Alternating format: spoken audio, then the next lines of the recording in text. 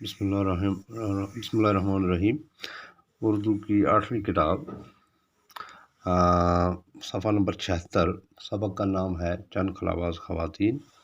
تو پچھلے سبق کو آگے بڑھاتے ہوئے آج ہم پڑھتے ہیں، خلابازی کی مہم میں عورتیں بھی مردوں سے کسی طرح پیچھے نہیں رہیں۔ یوری گگارین کے بعد روس کی ہی ایک خاتون ویلنٹینا تریشکووا نے خلا میں جانے کا اعزاز حاصل کیا۔ دوسرے روسی خلابازوں کے ساتھ جون 1963 میں خلا میں گئی تھی۔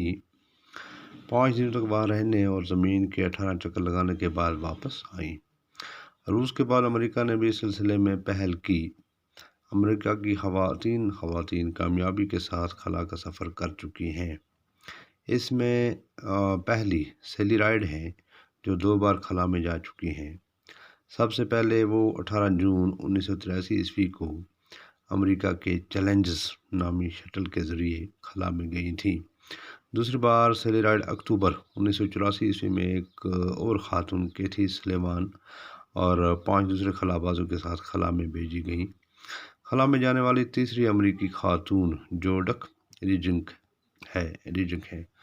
تو بچوں، یہ تھا خلا میں سفر کا کچھ حال کہ خواتین نے، عورتوں نے کیسے خلا میں سفر کیے، کون کون سی خواتین تھی جنہوں نے خلا میں سفر کی۔ تو اس میں یہ ہے کہ سب سے پہلے جو روس نے ہی اپنی خواتین کو خلا میں بھیجا تھا۔ تو اب اس کے کچھ الفاظ معنی ہیں۔ اعزاز، انعام، بلند، اونچا، ابتدا، شروع، دوسرا۔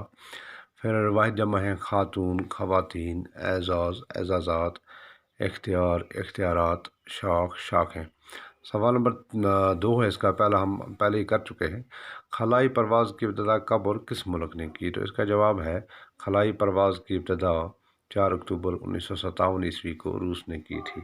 سوال نمبر 3 ہے، روس کی پہلی خلاباز خاتون کا کیا نام تھا؟